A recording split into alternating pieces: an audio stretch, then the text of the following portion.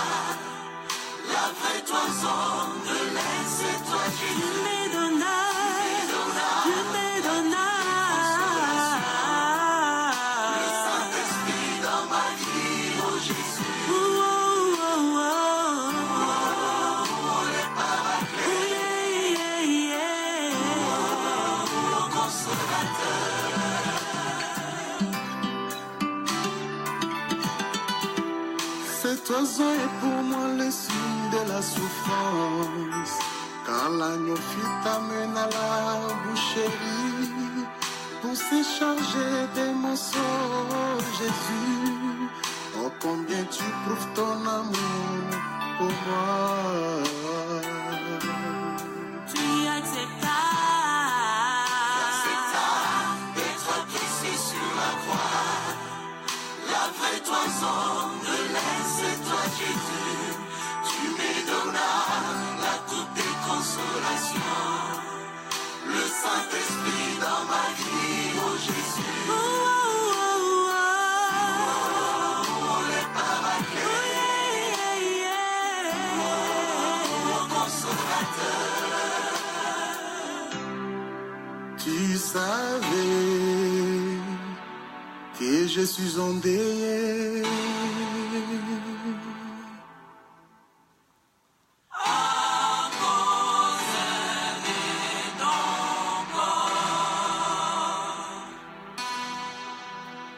Tu envoyas l'esprit dans l'église, ton esprit dans la maison de deuil, pour expliquer l'essence de ce deuil.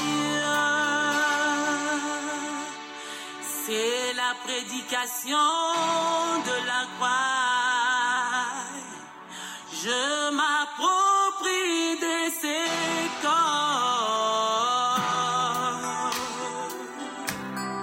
Tu acceptas.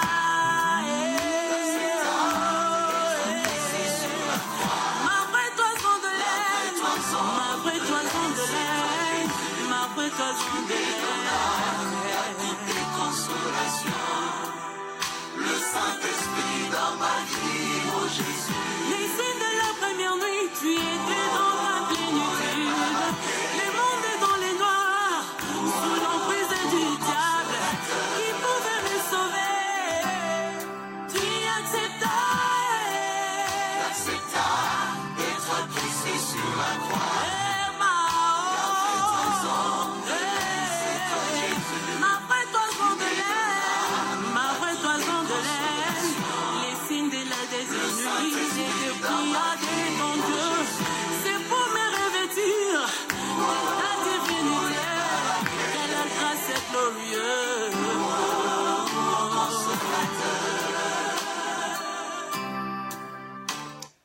Voilà, bien-aimés dans le Seigneur, nous sommes dans la joie de pouvoir réellement retrouver notre studio. Ça, c'est un cantique, voilà. Nous saluons le bien-aimé d'Afrique du Sud, sont nos frères qui sont à Johannesburg, qui ont chanté les chants de Johannesburg. Nous saluons le dirigeant Moké et nous saluons aussi tous les le conducteur, le bien-aimé, il s'appelle bien-aimé, le bien-aimé Kalanda, que le Seigneur lui soit très très favorable. Et nous saluons le bien-aimé Aimé qui nous a envoyé ces cantiques. Donc, frère, si vous avez besoin de ces cantiques, ne vous en faites pas. Faites-moi signe, je vous envoie ces cantiques, c'est gratuit. Donc, et là, vous allez comprendre que nous prions pour que le Seigneur fasse afin que nous ayons aussi des clips, afin de pouvoir réellement nous édifier, n'est-ce pas, dans nos maisons, au travers réellement tous les cantiques des bien-aimés. Donc, nous saluons tous ceux qui nous ont rejoints, que le Seigneur vous soit très très favorable. Donc, nous allons parler de la toison de laine. Donc, voilà pourquoi il chante que tu acceptas d'être pressé à la croix.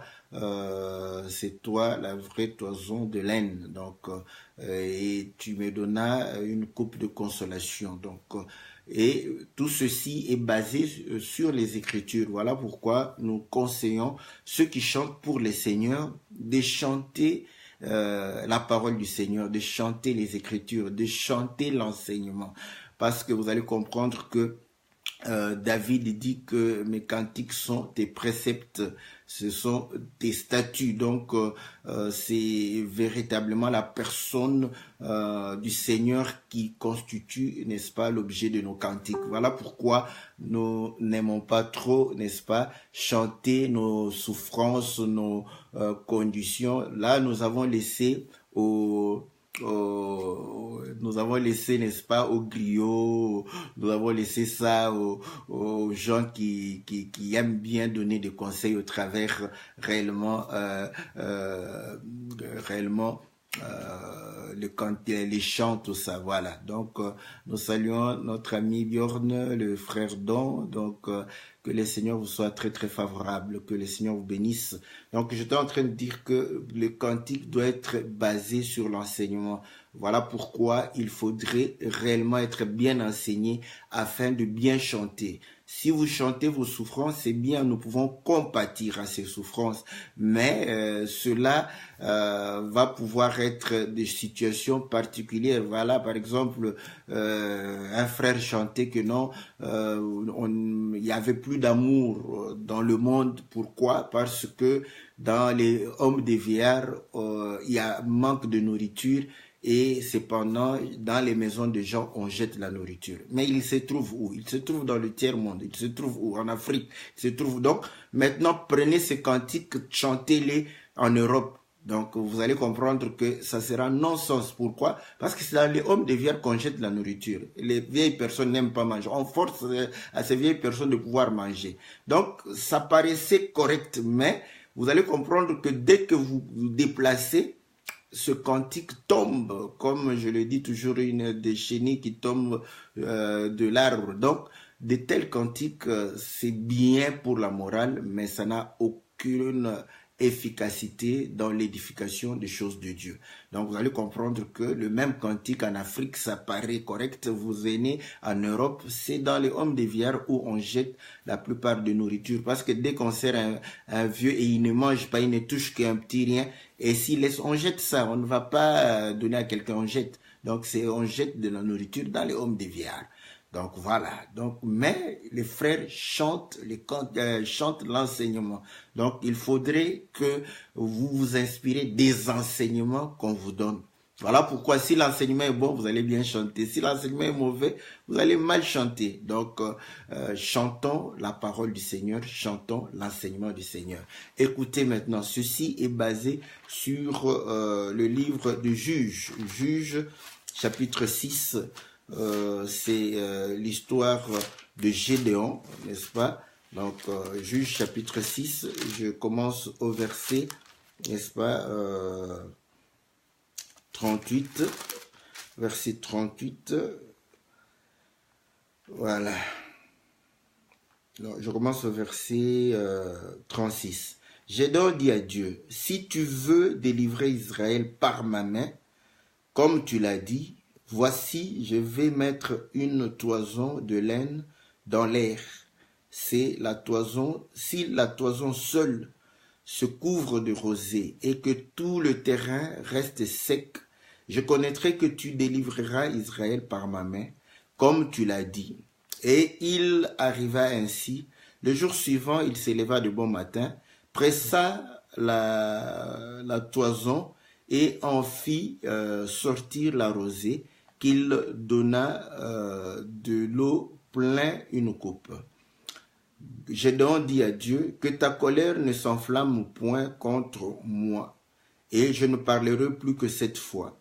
Je voudrais seulement faire encore une épreuve avec la toison, que la toison seule reste sèche, et que tous les terrains se couvrent de rosée. Et Dieu fit ainsi cette nuit-là, et la toison seule resta sèche, et tout le terrain se couvrit de rosée. Voilà, que le Seigneur bénisse la lecture de sa parole. Donc, voilà, le cantique est basé sur ces écritures où Gédéon, n'est-ce pas, devrait délivrer le peuple d'Israël, et il va donner des signes à Dieu pour dire que voilà, Bon, je ne sais pas pourquoi Dieu ne s'est pas énervé pour dire que voilà, je t'ai dit et tu demandes des signes, hein, n'est-ce pas? Dieu ne s'énerve pas, il ne boude pas, il ne reproche même pas Gédéon d'incrédulité. Vous voyez, donc cependant vous allez comprendre que Zacharie, je crois, Zacharie va poser pratiquement la même poser une question pour dire que bon, par quel signe je vais reconnaître? On lui dit parce que tu n'as pas cru, tu ne parleras pas jusqu'à ce que les choses arrivent. Donc vous allez comprendre que Dieu est souverain. Quand il fait les choses, il le fait avec un but, comme Proverbe chapitre 16 verset 4 le dit. Dieu fait chaque chose avec un but. Donc il y a un but. Gédéon pose pour des conditions, hein, pour dire que voilà, je veux savoir si réellement. Donc vous savez, avec les si, ce sont des suppositions. Ça montre que l'homme n'est pas rassuré, l'homme n'est pas certain, mais Dieu laisse. Et Gédéon lui dit, je mettrai une toison dans l'air. Et là, je voudrais que seule la toison soit réellement couverte de rosée. Et la terre qui entoure puisse rester sèche. Et cela arriva la première nuit. Et la deuxième nuit, il pose encore la condition, il dit, mais cette fois-ci, la toison va pouvoir rester sèche et le terrain qui couvre, qui entoure, pouvoir réellement être couvert de rosée. Et il arriva ainsi. Donc, voilà. Maintenant, vous allez comprendre que le Seigneur dit dans le livre de Jean chapitre 5 verset 39, vous sondez les Écritures croyant trouver la vie en elles, ce sont elles qui rendent témoignage de moi.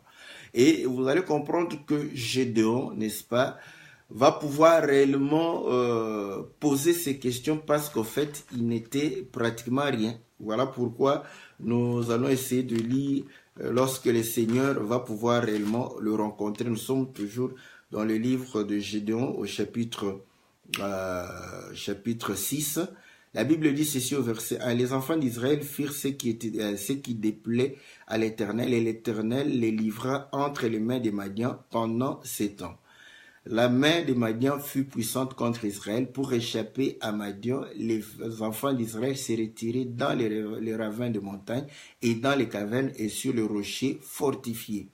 Quand Israël avait sémé, Madian montait avec Amalek et les fils de l'Orient, et il marchait contre lui, il campait en face de lui et détruisait la production du pays jusqu'à Gaza, vers Gaza, et ne laissait en Israël ni vivre, ni brebis, ni bœufs, ni ânes. Car ils montaient avec leurs troupeaux et leurs tentes, ils arrivaient comme une multitude de sauterelles, et ils étaient innombrables, eux et leurs chameaux, et ils venaient dans le pays pour le ravager. Israël fut très malheureux à cause de Madian, et les enfants d'Israël crièrent à l'Éternel. Lorsque les enfants d'Israël crièrent à l'Éternel au sujet de Madian, l'Éternel a envoyé un prophète aux enfants d'Israël et leur dit, ainsi par l'Éternel Dieu, le Dieu d'Israël, je vous ai fait monter d'Égypte et je vous ai fait sortir de la maison de la servitude. Je vous ai délivré de la main des Égyptiens, de la main de tous ceux qui vous opprimaient. Je les ai chassés devant vous et je vous ai donné leur pays. Je vous ai dit, je suis l'Éternel votre Dieu. Vous ne craindrez point les dieux des Amoréens dans le pays desquels vous habitez, et vous n'avez point écouté. Puis vint l'ange de l'Éternel et il s'assit sous les térébinthes d'Ophra qui appartenait à Joas de la famille d'Abiazer. Gédéon, son fils, battait du froment au pressoir pour le mettre à l'abri des Madians. L'ange de l'Éternel lui apparut et lui dit, l'Éternel est avec toi, vaillant héros. Gédéon lui dit, ah, mon Seigneur, si l'Éternel est avec nous, pourquoi toutes ces choses nous sont-elles arrivées et où sont tous ces prodiges que nos pères nous racontent quand ils disent l'Éternel ne nous a-t-il pas fait monter hors d'Égypte? Maintenant l'Éternel nous abandonne et il nous livre entre les mains des Madians. L'Éternel se retourna vers lui et dit, va avec cette force que tu as, délivre Israël de la main des Madians, n'est-ce pas moi qui t'envoie? Voilà, donc vous allez comprendre une chose, que Gédéon, n'est-ce pas, va pouvoir bénéficier, n'est-ce pas, de la visitation de l'ange, et l'ange lui dit que non, vaillant héros, n'est-ce pas, et il va s'étonner pour dire que maintenant, je suis un héros, et puis nous sommes sous la servitude. Et le Seigneur va lui dire, va avec la force que tu as, car je t'ai choisi pour délivrer Israël. Mais qu'est-ce que Gédéon faisait? Nous venons de lire, nous avons fait une longue lecture, pour que vous puissiez comprendre que Israël était dominé par les Madianites, et lorsque ils s'aimaient, et qu'ils voulaient récolter ce qu'ils s'aimaient, les Madianites montaient pour ravager, n'est-ce pas, leurs vivres, pour ravager leurs brebis, donc afin de les affamer. Donc vous allez comprendre que ils étaient opprimés et on les privait de la nourriture. Et Gédéon, lui, va pouvoir réellement aller battre, n'est-ce pas, le froment, et la Bible dit que il battait le froment pour pouvoir avoir le temps de pouvoir cacher, mettre ça à l'abri des Madians. Et le Seigneur vient et lui dit, vaillant héros, tu vas pouvoir délivrer Israël, va avec la force que tu as. Bon, c'est bien, les gens aiment bien exhorter, n'est-ce pas, pour dire que voilà, frère, tu vois, Dieu te visite, va avec la force que tu as, tout ça. C'est bien, ça encourage, et je crois que le coach et les entraîneurs de football font la même chose, n'est-ce pas? Donc, même les païens encouragent toujours les gens de cette manière. Mais lorsque nous lisons la parole du Seigneur, nous aimons vraiment avoir réellement la pensée du Seigneur. On va comprendre que Gédéon va pouvoir dire que non, mais je suis le moindre de ma famille et notre famille est la moindre réellement de notre tribu. Mais comment tu peux dire que je suis un vaillant? Donc, vous allez comprendre que tout ceci, n'est-ce pas, le Seigneur, lorsqu'il va prendre quelqu'un qui estime qu'il est moindre et qu'il n'est pas d'une grande famille, donc tout ceci n'est pas en vain. Et comme nous l'avions dit, tout ceci parle du Seigneur. Et comme vous le savez, le Seigneur, lorsqu'il est venu, c'était pour pouvoir délivrer Israël. Donc, pour délivrer Israël de la servitude. Donc, et Israël, au moment où le Seigneur était venu, Israël était sous la domination romaine. Donc, le Seigneur vient pour pouvoir délivrer Israël.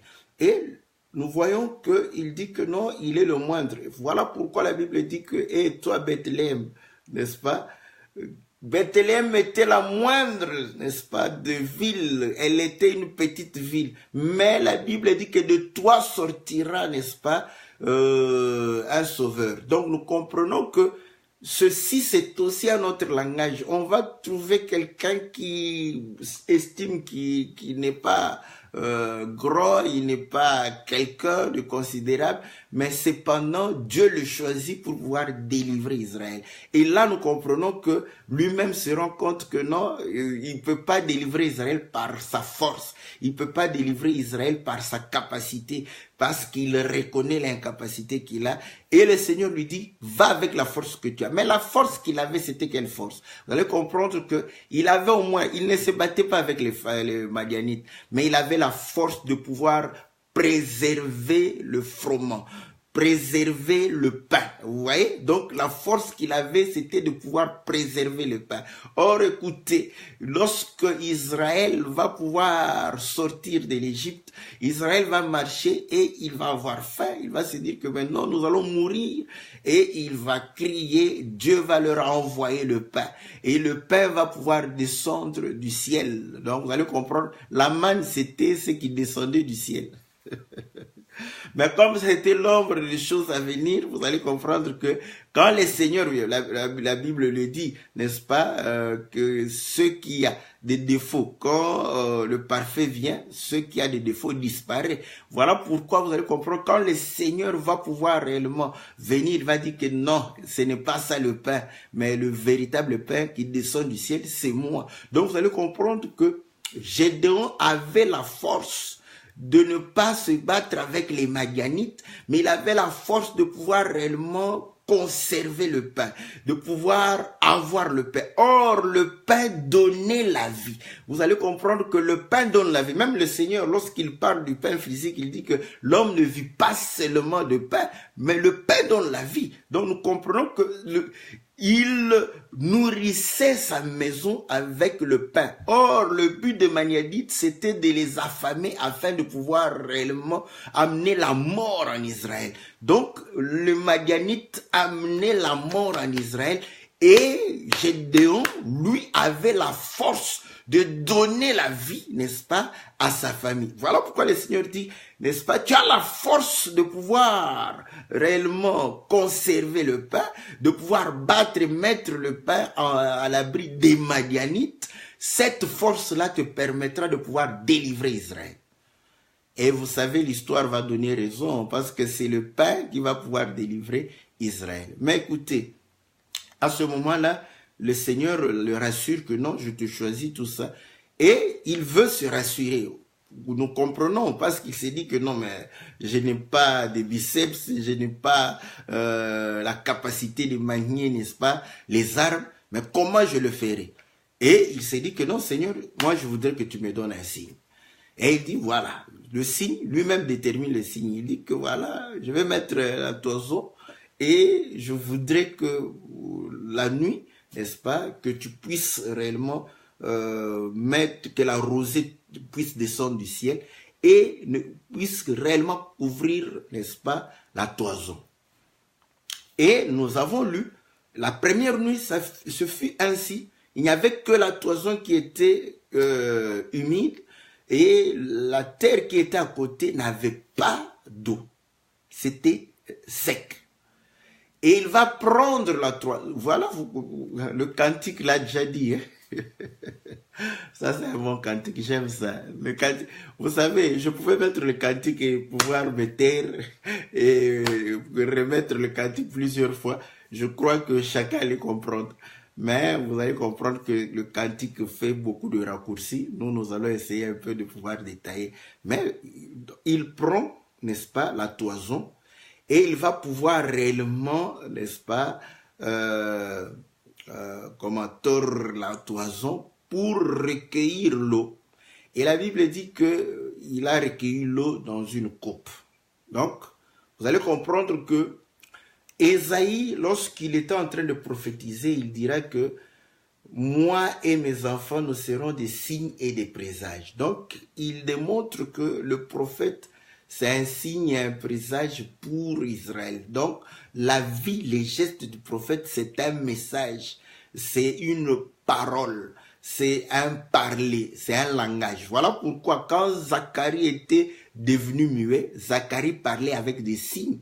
Donc nous comprenons que le langage des signes, c'est un langage communicatif. Maintenant, le problème, la difficulté dans le langage des signes, il faut que tu comprennes le signe, que le signe veut dire quoi. Si tu ne comprends pas les signes, tu ne comprendras pas ce qui se dit. Donc, il va pouvoir réellement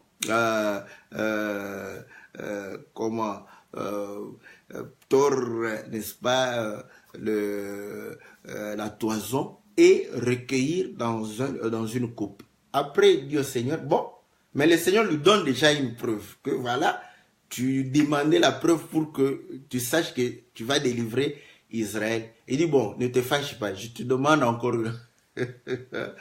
Maintenant, cette fois-ci, je vais encore remettre la toison là, mais je voudrais que la toison reste sèche, mais que le terrain tout autour soit couvert de rosée. Et il en fit ainsi. Et c'est là où nous disons que ces choses, n'est-ce pas, étaient pour la délivrance d'Israël. Écoutez maintenant. Nous lisons une écriture, mais qui devrait délivrer Israël? C'était le Seigneur. Nous lisons dans le Luc chapitre 26, si je ne me trompe. 24. Luc chapitre 24. Je lis au verset 18. Et l'un d'eux, nommé Cléopas, lui répondit, es-tu le seul qui, séjournant à Jérusalem, ne sache pas ce qui est arrivé ces jours-ci. Quoi? Leur dit-il. Il lui répondit, c'est ce qui est arrivé au sujet de Jésus de Nazareth, qui était un prophète puissant en œuvre et en parole, devant Dieu et devant tout le peuple, et comment les principaux sacrificateurs, nos magistrats, l'ont livré pour le faire condamner à mort et l'ont crucifié. Nous espérions que ce serait lui qui délivrerait Israël, mais avec tout cela, voici le troisième jour que ces choses se sont passées. Voilà.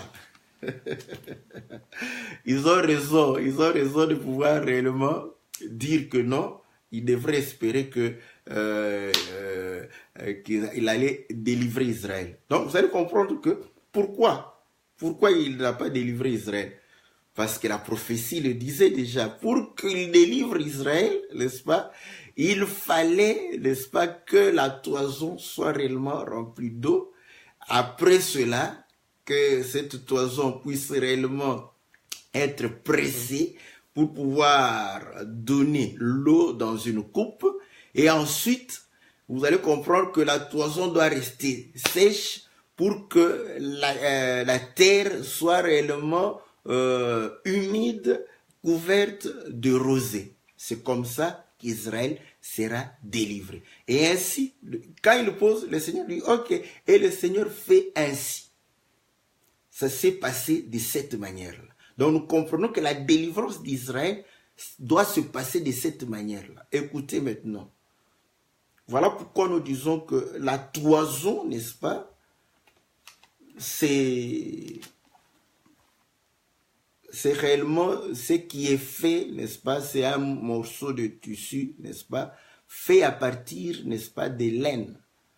Mais pour obtenir la laine, il faut amener, n'est-ce pas, les brebis ou les agneaux pour pouvoir être tondus. Voilà. Donc, là, les brebis doivent passer à la tondaison. Donc, nous comprenons que afin de pouvoir recueillir la laine et pouvoir faire réellement, n'est-ce pas, des tissus, des habits, afin de pouvoir couvrir, n'est-ce pas, les hommes.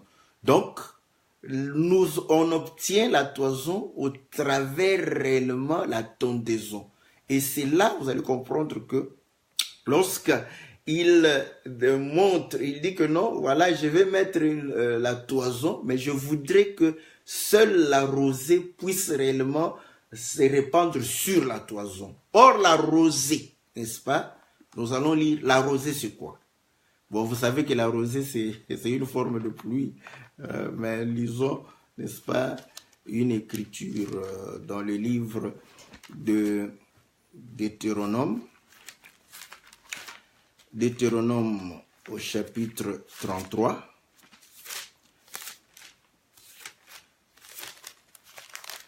Deutéronome chapitre 33 au verset,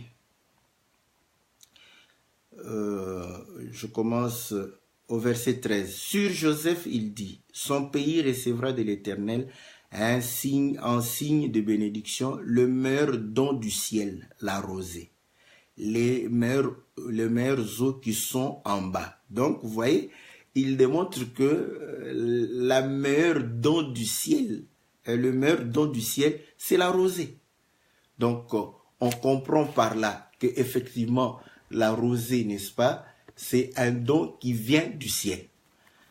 Écoutez, or, le Seigneur, lorsque il va pouvoir réellement promettre, il dira que non, je m'en vais, mais vous aurez, n'est-ce pas, un don de ma part, venant du ciel. Donc, nous lisons quelques écritures dans le livre de Actes, n'est-ce pas? Actes chapitre... Voilà.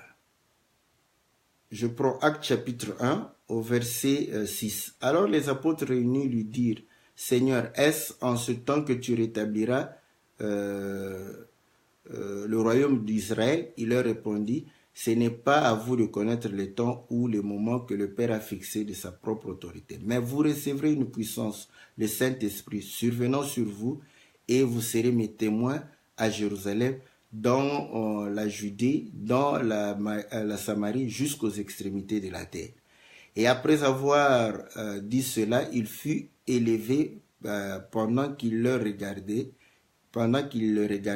et une nuée le déroba à leurs yeux.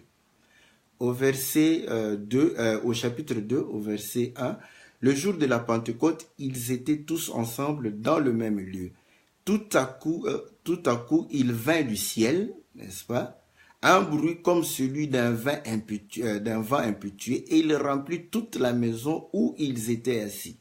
Des langues semblables à des langues de feu leur apparurent, séparées les unes des autres, et se posèrent sur chacun d'eux. Et ils furent tous remplis du Saint-Esprit et se mirent à parler en d'autres langues, selon que l'Éternel, l'Esprit, leur donnait de pouvoir de s'exprimer. Actes chapitre 2, au verset 37. Après avoir entendu ce discours, ils eurent le cœur vivement touché. Et ils dirent à Pierre et aux autres apôtres, « Hommes frères, que ferions-nous » Pierre leur dit, « Repentez-vous que chacun de vous soit baptisé au nom de Jésus-Christ pour le pardon de vos péchés et vous recevrez le don du Saint-Esprit. » Donc nous comprenons que le meilleur don du ciel, n'est-ce pas, c'est la rosée. Le meilleur don du ciel, c'est le Saint-Esprit. Voilà pourquoi vous allez comprendre que lorsque le Seigneur est en train de parler de ce que nous pouvons demander, il dit que les enfants qui sont réellement qui ont la confiance en leurs parents, quand ils demandent le pain, on leur donne du pain. On demande le poisson, on leur donne du poisson. Les œufs, on leur donne les œufs. Il dit à combien plus forte raison. Vous voyez, votre Père, quand vous allez lui demander, qu'est-ce qu'il va vous donner? Vous voyez, le meilleur don du ciel, c'est le Saint-Esprit. Voilà pourquoi vous allez comprendre que lorsque tu demandes au Seigneur, demande d'abord le Saint-Esprit, parce que quand il te donne le Saint, c'est le meilleur don du ciel. Et s'il te donne le Saint-Esprit, comment ne peut-il pas te donner, n'est-ce pas, les choses de la terre? Il va te donner les choses de la terre parce qu'il te donne ce qui est précieux, ce qui est meilleur. Comment il ne peut pas te donner ce qui est d'ailleurs vil à ses yeux, n'est-ce pas? Il va te le donner. Voilà pourquoi nous croyons que la rosée, n'est-ce pas, était réellement le symbole du Saint-Esprit. Écoutez encore. Dans Psaume 133, la Bible dit qu'il est doux et agréable aux frères de pouvoir demeurer ensemble. C'est comme, n'est-ce pas, l'huile qui descend sur la tête d'Aaron et sur sa barbe, jusqu'au pan de ça. C'est comme la rosée. Donc on compare, n'est-ce pas, de la manière dont l'huile descend sur la tête d'Aaron, c'est de la même manière que la rosée descend sur la montagne. Or, vous allez comprendre que Aaron était toute une montagne, vous voyez, parce que la montagne, c'est la maison de Dieu. Quand les frères se rassemblent, ils forment la maison de Dieu. Cet Aaron dont on parlait, vous savez qu'il était, Aaron physique était déjà mort. Il s'agissait bel et bien du véritable souverain sacrificateur, le Seigneur. Et lorsque nous nous rassemblons, nous formons le corps du Seigneur. Or, le corps du Seigneur, c'est sa maison. La maison, c'est réellement la montagne de Dieu. Or, la maison de Dieu, c'est le temple du Saint-Esprit. Vous comprenez que la rosée, c'était réellement le symbole du Saint-Esprit. Écoutez, je donne encore une autre écriture pour que nous puissions, n'est-ce pas, avoir la certification, n'est-ce pas, de toutes ces choses. Ésaïe chapitre 26. Ésaïe chapitre 26. Voilà. Je commence au verset 15. Multiplie le peuple, ô Éternel, multiplie le peuple, manifeste ta gloire, recule toutes les limites du pays. Éternel, ils t'ont cherché, je suis Ésaïe, hein, voilà. Ils t'ont cherché quand ils étaient dans la détresse. Ils se sont répandus en prière quand tu les as châtiés. Comme une femme enceinte, oh non, je me suis... Attendez, j'avais lu ça où?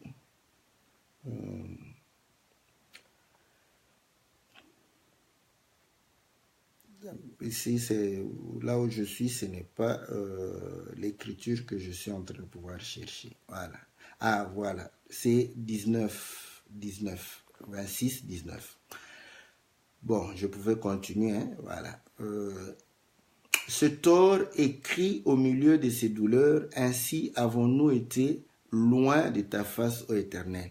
Nous avons conçu et nous avons éprouvé de douleurs, et quand nous enfantons, ce n'est que du vent. Le pays n'est pas sauvé, et ses habitants ne sont pas nés.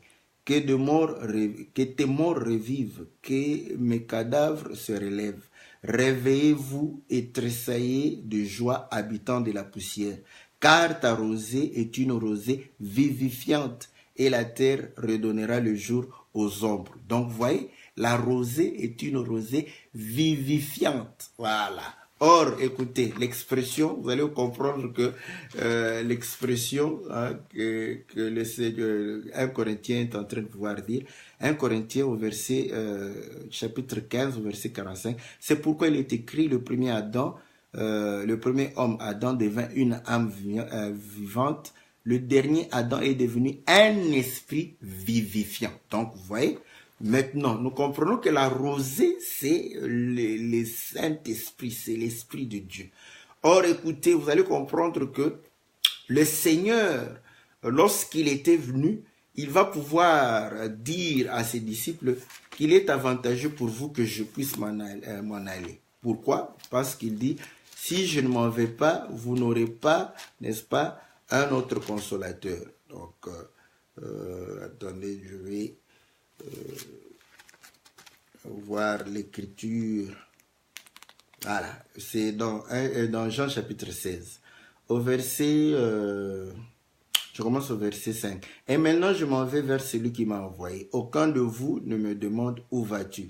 Mais parce que je vous ai dit ces choses, la tristesse a rempli vos cœurs. Cependant, je vous dis la vérité, il vous est avantageux que je m'en aille, car si je ne m'en vais pas, le consolateur ne viendra pas vers vous, mais si je m'en vais, je vous l'enverrai. Et quand il sera venu, il convaincra le monde en ce qui concerne le péché, la justice et le jugement. Donc nous voyons que le Seigneur démontre que si il ne s'en va pas, donc le Saint-Esprit, le consolateur, ne peut pas pouvoir se répandre sur, n'est-ce pas, les disciples. On ne peut pas recevoir le Saint-Esprit. Voilà pourquoi vous allez comprendre que si vous ne recevez pas le Saint-Esprit, vous n'êtes pas délivré. La délivrance d'Israël. Écoutez, nous sommes en train de parler de la délivrance d'Israël. Gédéon pose la question, je veux savoir si tu vas délivrer Israël de ma main. Dieu dit, ok, je vais le délivrer, mais je te donne un signe. Il prend la toison. Nous avons compris que la toison, c'est un produit de la tondaison, n'est-ce pas, des brebis. Or, Ésaïe 53 dit qu'il a été amené comme une brebis, n'est-ce pas, muette, qui n'a point ouvert sa bouche vers les gens qui le tondaient, n'est-ce pas. Donc, vous allez comprendre que la tondaison parle de la mort du Seigneur, des souffrances de Christ. Donc, là, nous comprenons que pour avoir la toison, il faudrait qu'il y ait la souffrance de Christ. Mais lorsque il y a la toison, c'est pourquoi? C'est pour que cette toison soit pressée, n'est-ce pas? Soit pressée afin de pouvoir recueillir l'eau qui était dans la toison. Or, le Seigneur, écoutez, dans le livre, je crois, de Luc ou Jean, je vais voir Jean 12, voilà. Nous sommes, c'est Luc, je vais aller dans Luc d'abord, Luc chapitre 7, voilà, Luc chapitre...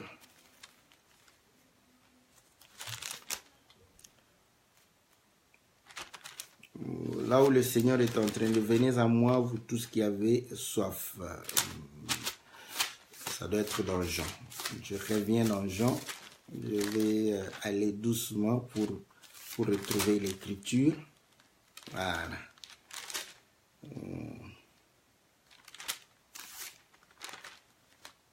Voilà, Jean chapitre 7, verset 37.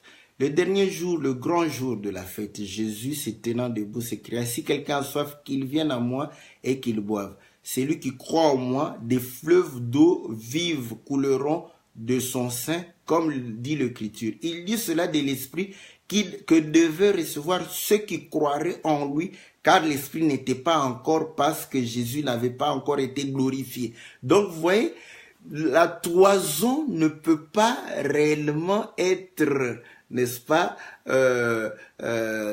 sèche si elle n'est pas pressée, si elle n'est pas tordue, si elle n'est pas, elle ne passe pas dans la souffrance. Donc, elle témoigne que le Seigneur, avant que nous puissions recevoir, n'est-ce pas, le Saint-Esprit, il faudrait qu'il passe par la souffrance. Il doit souffrir, il doit pouvoir mourir. Pourquoi? Pour pouvoir se déverser sur nous. Vous allez comprendre que il va recueillir, la toison sera recueillie dans une coupe. Or, la coupe, vous savez que c'est tout un homme, vous voyez. Donc maintenant, pour que la coupe, l'eau passe, écoute, vous voyez, si nous rentrons chez Gédéon, vous avez l'impression que bon, l'eau est venue du ciel, vous voyez, sur la toison, il prend l'eau qu'il avait sur la coupe là. C'est passé où? C'est vrai, quand la deuxième nuit là, en fait, vous allez voir que quand il presse, il met sur la coupe, il prend la coupe, il déverse la coupe parce que c'était Dieu qui délivrait Israël, n'est-ce pas? Et comme Dieu délivre Israël, il met l'image sur la terre, l'image de Gédéon. C'est Gédéon qui recueille, n'est-ce pas? C'est Gédéon qui met la toison, n'est-ce pas? Et il recueille l'eau dans la coupe. Et vous allez comprendre, il va déverser cette eau sur, n'est-ce pas, la terre qui entourait la coupe. Donc, la toison. Donc, vous allez comprendre que c'est ainsi que lorsque tu reçois le Saint-Esprit, comprends que tu as ta délivrance.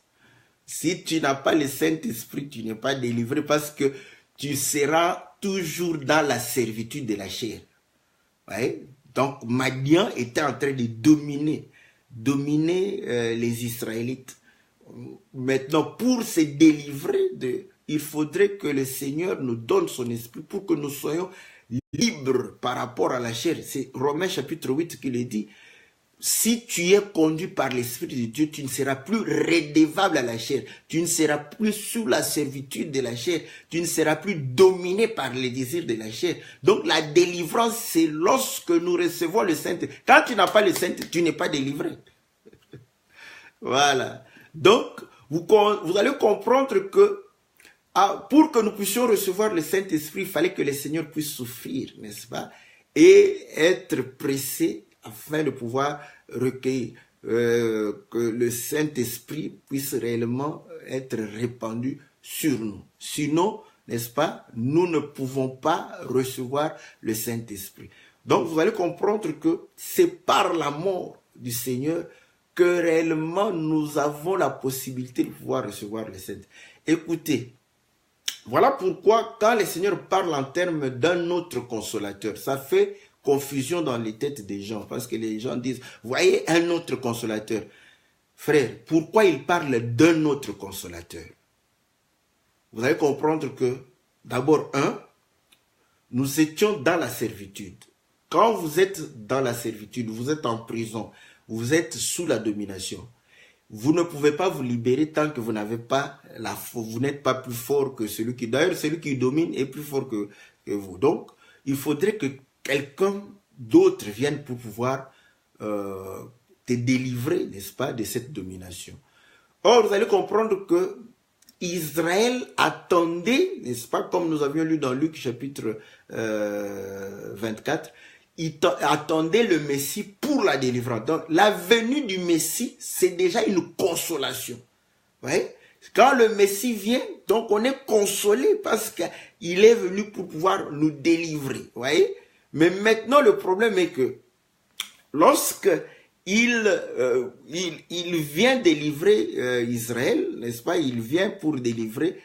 À ce moment, quand il meurt, c'est là où vous allez comprendre que on est triste. Voilà pourquoi il leur dit que lorsque, n'est-ce pas, vous avez compris que je vais pouvoir m'en aller, vous êtes triste. Oui, triste parce que c'est lui qui est notre espoir. C'est lui qui est n'est-ce pas, la matérialisation, n'est-ce pas, de notre espoir. Lorsqu'il meurt, nous sommes tristes. Il faut maintenant une autre consolation. Voilà. En termes plus clairs, au lieu de parler de consolateur, si on parlait d'une autre consolation, vous allez comprendre que c'est le même consolateur. Il vient, il nous console parce qu'il est Dieu au milieu de son peuple. Et là, on comprend que voilà, Emmanuel, c'est une assurance. Dieu avec nous, c'est une assurance. Mais lorsqu'il va pouvoir réellement nous quitter, nous sommes encore dans la tristesse. Nous avons besoin et une autre consolation. Et vous allez comprendre que une autre consolation, maintenant, ça ne sera pas Dieu avec nous, mais Dieu en nous. Voilà. Donc, il démontre que la meilleure consolation, c'est Dieu en toi. Afin que tu puisses toi-même vivre les choses que lui a vécues. Que tu puisses palper, n'est-ce pas, tout ce qu'il a fait. Donc, vous allez comprendre que c'est ainsi que vous allez comprendre que lorsqu'il est en nous, c'est là où nous allons bénéficier de ce qu'il faisait et de ce qu'il était en train de pouvoir manifester. Voilà pourquoi il parle d'un autre consolateur, pour pouvoir réellement nous consoler par rapport au fait que nous sommes dit, oh là, on avait déjà de l'espoir qu'on serait délivré, mais bon, il est parti. Voilà pourquoi il vient pouvoir nous consoler. Donc, vous allez comprendre une chose, que lorsque, ça se fait aussi lorsque le Seigneur te touche. Vous voyez, quand Pierre a parlé, les gens étaient vivement touchés. Donc, ils ont été touchés, n'est-ce pas, par la parole du Seigneur. À ce moment-là, ils vont pouvoir réellement se dire, oh, voilà, c'est l'espérance de pouvoir, c'est la joie de pouvoir se détacher, n'est-ce pas, de ce qui est le monde. Mais la capacité de pouvoir vivre la sainteté, il faut que Dieu soit en toi. Pourquoi? Parce qu'il sera ouvrier avec toi. Dieu ne nous a pas créé des robots, n'est-ce pas? Pour pouvoir faire à notre place ce que nous devons faire. Voilà pourquoi, pour ne pas faire et que nous ne puissions pas faire, lui fait, nous on croise les bras.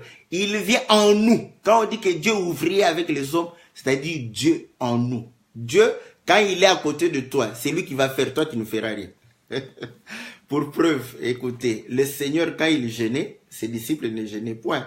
Quand lui, il priait, il ne priait point. Pourquoi? Parce que, vous voyez, il était avec eux. Donc, lui, il fait pour eux, n'est-ce pas? Mais lorsqu'il vient en eux, c'est le même Seigneur qui jeûnait et eux vont commencer à jeûner parce que le Seigneur qui jeûnait à côté d'eux, jeûne maintenant en eux. Le Seigneur qui faisait des miracles à côté d'eux va pouvoir faire des miracles en eux. Le Seigneur qui guérissait à côté d'eux va pouvoir les guérir en eux. Donc, le Seigneur va commencer à pouvoir. Voilà pourquoi tu vas comprendre que la divinité, n'est-ce pas, tu la vivras non pas comme quelque chose d'extérieur, qui est extérieur à toi. Mais tu vas vivre la divinité quelque chose comme si toi et Dieu, vous faites un. Ça, c'est bon, n'est-ce pas? Donc, vous allez comprendre que c'est véritablement bien de pouvoir comprendre que lorsque Dieu est en nous, lorsque le Saint-Esprit est en nous, c'est là où réellement nous sommes délivrés, n'est-ce pas? C'est là où nous avons notre délivrance. Voilà pourquoi il va pouvoir réellement répondre. Mais écoutez maintenant. Donc, nous avons deux nuits, n'est-ce pas? Une nuit où la toison seule a l'esprit ou l'eau, et une autre nuit où la terre va pouvoir recevoir l'eau qui était dans la toison. Donc, c'est là où nous comprenons que la première nuit, là, n'est-ce pas? Donc, c'est le temps d'Israël.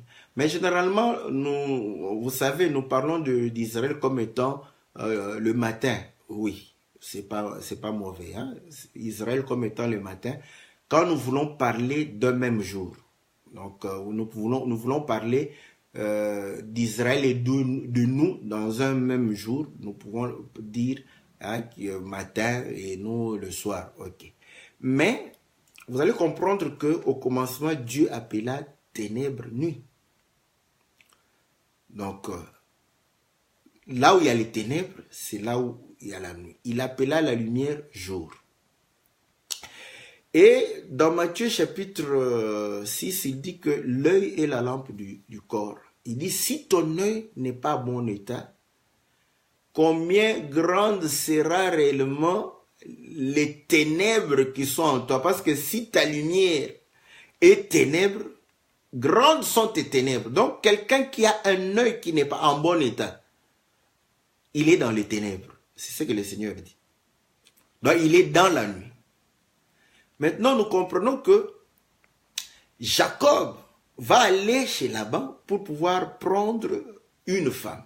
Il arrive, il préfère Rachel, mais au moment où il veut prendre sa femme, on lui donne Léa. Et on dit, non, ici, la loi du pays.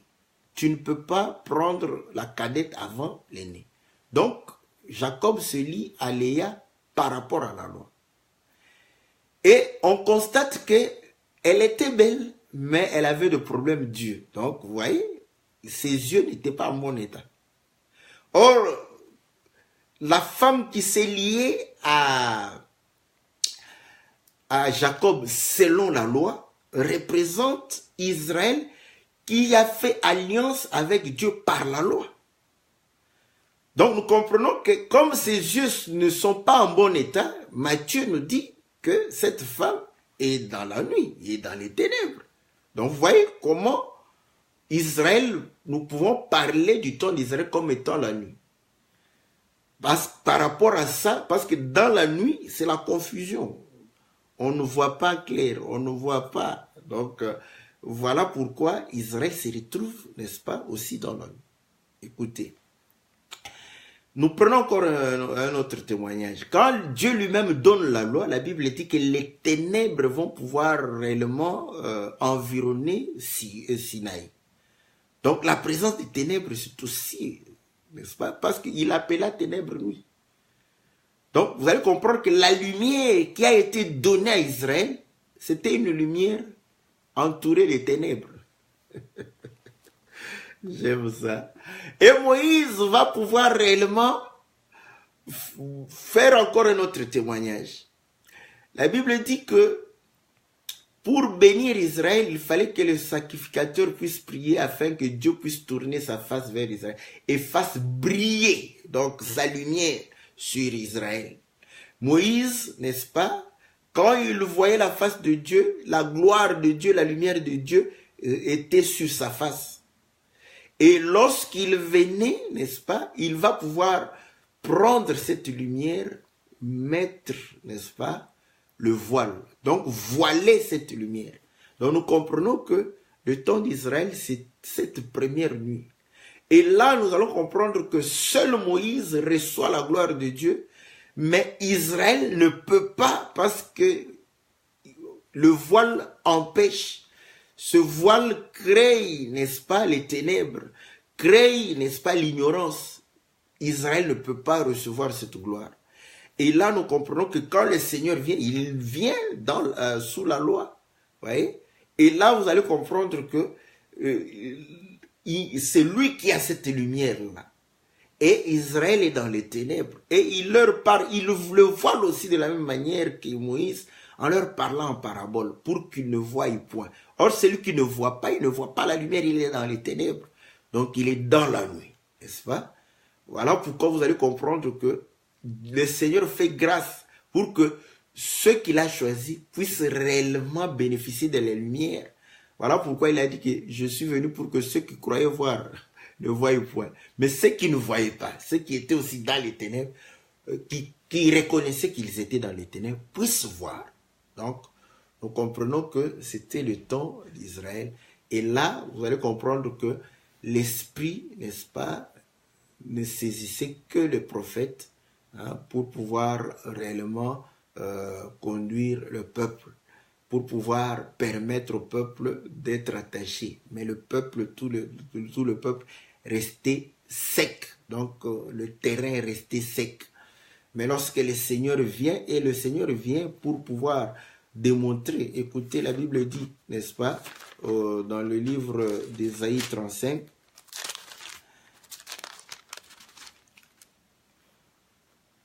Ésaïe 35 au verset 4, dites à ceux qui ont le cœur troublé, prenez courage, ne craignez point, voici votre Dieu, la vengeance viendra, la rétribution de Dieu, il viendra lui-même et vous sauvera. Alors s'ouvriront les yeux des aveugles, s'ouvriront les oreilles des sourds, alors le boiteux sautera comme un cerf et la langue du muet éclatera de joie, car des eaux jailliront dans le désert et des ruisseaux dans la solitude. Donc, vous voyez, il promet que lorsqu'il viendra, les déserts, voilà pourquoi tout le reste là-bas était sec. Vous voyez? Et la présence du toison, c'est la présence de Dieu, n'est-ce pas, parmi ceux qui étaient secs. Le Seigneur le dit encore en d'autres termes. Il dit, si moi le bois vert. Donc, le bois vert, c'est le bois qui a l'eau. Et on me fait ainsi. Vous qui êtes le bois sec. Donc, vous voyez que tous ceux qui l'entouraient étaient secs, sauf lui. Lui avait l'eau, sauf ceux qui étaient tout autour de lui. Mais pour que ceux qui étaient secs deviennent aussi verdoyants, comme la verge d'Aaron, il fallait que lui puisse pouvoir mourir et donner vie à ce bois sec-là. Ouais. Donc, vous allez comprendre que c'était le temps d'Israël où, n'est-ce pas, la terre était restée sèche, et au temps où le Seigneur vient, pour que nous puissions véritablement avoir de l'eau, il fallait que lui puisse réellement mourir. Vous voyez, prends encore. Israël marche dans le désert, il n'y a pas d'eau. Mais la Bible dit qu'il a fallu qu'on frappe sur le rocher afin que l'eau puisse réellement jaillir, n'est-ce pas, dans le désert. Et ils vont pouvoir boire.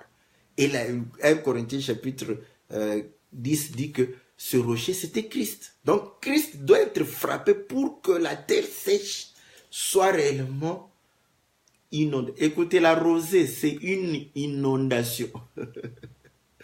Donc, vous allez comprendre que l'image de la rosée, on a l'impression que c'est une petite eau. Non.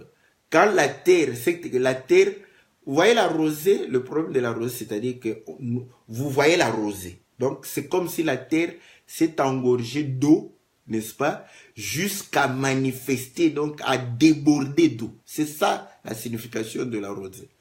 Mais si vous croyez que la rosée, c'est juste mettre un peu d'eau comme ça, bon, ça c'est ce que tu observes avec l'œil. Mais vous allez comprendre que, écoutez, il remplit toute une coupe, remplit ma coupe jusqu'à ce qu'elle déborde, vous voyez. Donc, quand David le dit, il le dit par rapport à ce que la coupe puisse déborder. Donc, la rosée, n'est-ce pas, c'est de l'eau qui déborde, n'est-ce pas, de la terre. Donc, la terre est engorgée d'eau. Donc, nous comprenons que c'est lorsque réellement le Seigneur te fait grâce et qu'il te donne son esprit, sache que tu es délivré, n'est-ce pas? À ce moment, tu vas comprendre que les diables, les sorciers, les démons n'auront plus de pouvoir sur toi. Parce que Dieu leur a donné le pouvoir sur la chair. Mais le Seigneur ne peut pas, n'est-ce pas, te donner l'esprit pendant qu'il n'anéantit pas la chair. Donc, il faudrait que la chair soit anéantie pour que le Seigneur puisse te donner l'esprit. Voilà pourquoi la Bible dit que si nous mourons avec lui, il va pouvoir faire ressusciter nos corps mortels, afin que nous puissions vivre non selon la chair, mais selon l'esprit. Et lorsque nous sommes conduits par l'esprit, nous ne sommes plus redevables à la chair et à celui qui domine la chair. Voilà la vraie délivrance. Parfois, les gens, vous voyez aujourd'hui les gens, qu'est-ce qu'ils veulent? Ils continuent à vivre charnellement, mais quand tu vis charnellement, tu auras des problèmes. Mais maintenant, à chaque problème, il veut qu'on vienne le délivrer. C'est comme un enfant, je vais donner, un enfant têtu, indocile. Donc, lui, il cherche des problèmes, parce qu'il n'obéit pas aux ordres des parents. Il va aller se bagarrer là-bas, on le prend, il est en prison. Là, en prison, là, il prie maintenant. Père, délivre-moi. Le papa doit venir te le délivrer. Vous voyez? Donc maintenant, quand il sort là-bas, il s'en va s'enivrer quelque part et il casse, n'est-ce pas, les vitres des gens. On le prend encore. Donc, parce qu'il est en train de mener une vie de désordre, c'est là où il va toujours crier à la délivrance. Mais la vraie délivrance, c'est lorsque il cesse de se comporter de cette manière-là, il sera délivré de toutes ces choses qui pouvaient lui arriver. Donc, les gens aujourd'hui, n'est-ce pas, quand vous souhaitez, n'est-ce pas, tout le temps faire des dégâts et après crier à la délivrance,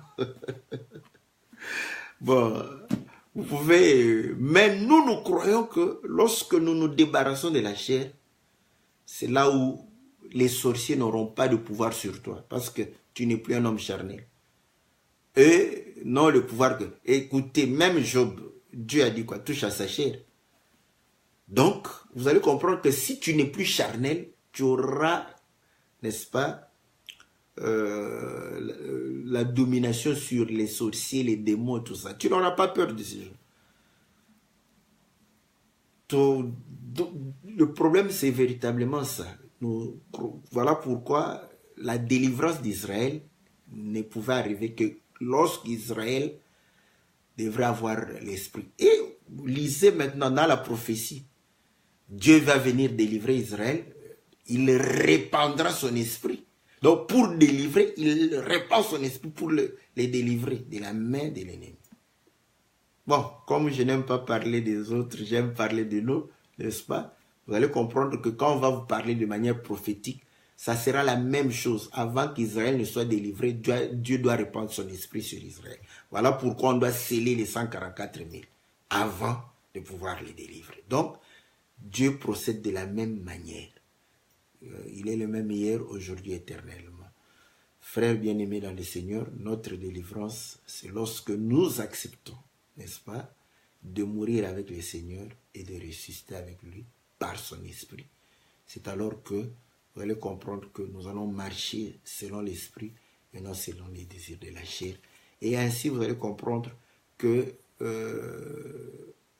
tu n'auras pas à pouvoir... Dieu ne permettra pas qu'on puisse te toucher. Donc, tu n'as pas besoin de dormir et de voir qu'on est en train de pouvoir t'étrangler. Là, tu dis, ah, Dieu. Même si tu ne vois pas ça, Dieu est en train de combattre pour toi. Demande à Pierre. Pierre dormait. Je ne sais pas s'il ronflait. Mais quand il s'est réveillé, le Seigneur lui a dit, aujourd'hui, on a voulu te tuer, mais j'ai prié pour toi. Donc vous allez comprendre que quand tu te donnes au Seigneur, c'est ce que tu vivras. C'est ce qui t'arrivera. Le Seigneur combattra pour toi. Parce qu'il sait que toi, tu ne combats plus. Mais c'est lui qui va combattre pour toi. Bien aimé, nous mettons un point virgule ici, n'est-ce pas? Nous allons continuer les cantiques parce que il va pouvoir parler du Saint-Esprit. Nous allons parler du Saint-Esprit comme étant le consolateur, n'est-ce pas? Donc, la prochaine fois, que le Seigneur vous soit très très favorable, que le Seigneur vous bénisse, que le Seigneur puisse réellement vous accorder les arts de son esprit afin que vous ne soyez plus redevables à la chair, dans le nom puissant et glorieux de notre Seigneur Jésus. Amen.